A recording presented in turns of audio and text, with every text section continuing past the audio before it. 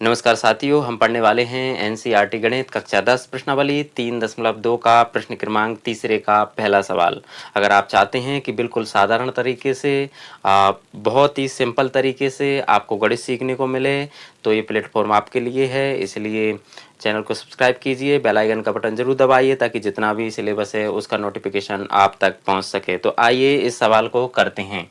इसमें दिया गया है निम्न समस्याओं में रेखिक समीकरण युग्म बनाइए। पहले हमको युग्म बनाना है और उसको हल प्रतिस्थापन विधि द्वारा हल कीजिए। प्रतिस्थापन विधि क्या होती है? हमें पहले x का मान निकालते हैं और x के बाद जो आता है उसको समीकरण रख करके y का मान निकाल देते हैं। अब इसमें क्या बोला गया है? सबसे पहले ये पहला सवाल है कि दो संख्याओं का अंतर, माना पहली संख्या हम x मान लेंगे और दूसरी अगर y मान लेते हैं तो अंतर कितना दिया गया है? अंतर मतलब घटाना, कितना है टोटल? 26। ये तो हमारा पहला समीकरण बन जाएगा। फिर बोला गया है कि एक संख्या यानी कि ये बड़ी संख्या हो गई, मान लो x बड़ी संख्या, दूसरी संख्या इसको मान लेते हैं छोटी संख्या कि 3 गुनी है। तो अगर बड़ी संख्या किसके 3 गुनी होगी? जब छोटी संख्या बड़ी संख्या के 3 गुनी होगी यानी छोटी में किसका करेंगे? 3 का गुना, तभी तो इसके बराबर होगी। ये हम दूसरा समीकरण मिल जाएगा इस प्रकार। और इस तरह से इस सवाल को हम कर सकते हैं। तो सबसे पहले इस सवाल को करते हैं। दो संख्याओं का अंतर लिख देंगे। माना पहली संख्या x और दूसरी संख्या y है। माना पहली संख्या x और दूसरी संख्या y है। ये हमने लिख दिया कि माना पहली संख्या x है और दूसरी संख्या y है। अब करते हैं हम प्रश्न अनुसार, यानी प्रश्न क्या कह रहा है।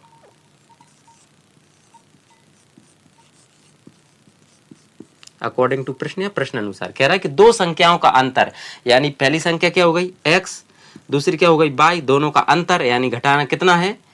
26। इसको दे देंगे हम समीकरण 1। उसके बाद बोला गया कि एक संख्या यानी कि क्या है? मान लो बड़ी संख्या मान लेते हैं हम x, अभी समझाया है। दूसरी संख्या यानी छोटी संख्या मान लेते हैं y कि कितनी गुनी है? 3 गुनी। तो अगर हम 3 का गुणा x में करते हैं तो वो तो पहले से ही बड़ी है, यानी किस में करेंगे? y में, यानी छोटी संख्या में अगर हम 3 का गुणा कर देते हैं तो दोनों आपस में क्या हो जाएंगी? बराबर हो जाएंगी। और इसको दे देंगे हम समीकरण 2।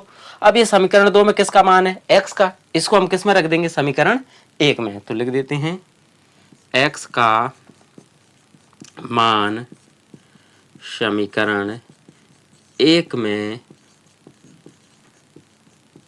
रखने पर, तो x का मान क्या है? 3y। तो समीकरण 1 क्या है? x की जगह पर हम लिख देंगे 3y माइनस के y बराबर 26। अब 3y में से 1y माइनस का है तो मतलब घट जाएगा। जब 3y में से 1y घट जाएगा तो कितना बचेगा? 2y बराबर 26। तो y बराबर हो जाएगा 26/2, यानी 2 कम 2 और 2 3 6, यानी y का मान कितना आया? तो y का मान आया है 13 आ गया है 13। इसको समीकरण 1 या 2 में किसी में भी रख सकते हैं। तो हम लिख देंगे y का मान समीकरण 2 में रखने पर। तो y का मान समीकरण 2 में रखने पर, y का मान किस में रख देते हैं? समीकरण 2 में। तो समीकरण 2 क्या है? x बराबर 3 और y यानी कोई चिन्ह नहीं है तो गुणित, y का मान कितना है? 13। तो 13 तिया कितना हो जाएगा? 39। तो अतः बराबर 39 और y बराबर कितना है? 13। चाहे तो हम इसको निकाल भी सकते हैं। जैसे कि मान लो ये है क्या है कि दोनों का अंतर कितना है? 26। तो अगर x कितना है? 39, y कितना है? 13। अगर घटा देंगे तो भी कितना आ जाएगा? 26। यानी दोनों का अंतर कितना आ रहा है? 26। और 3 गुनी है, यानी कि पहला x कितना है? 13 और y कितनी है? y का मान आया 39। तो 13 तिया 39, यानी 3 गुना भी है। इस प्रकार इस सवाल को आप कर सकते हैं। चाहे तो आप इसका स्क्रीनशॉट भी ले सकते हैं। तो उम्मीद करते हैं कि ये सवाल आपको समझ में आया होगा। अगर आप इस चैनल पर पहली बार आए हैं तो चैनल को सब्सक्राइब कीजिए, बेल आइकन का बटन जरूर दबाइए ताकि जितना भी सिलेबस है उसका नोटिफिकेशन आप तक पहुंच सके। बहुत बहुत धन्यवाद।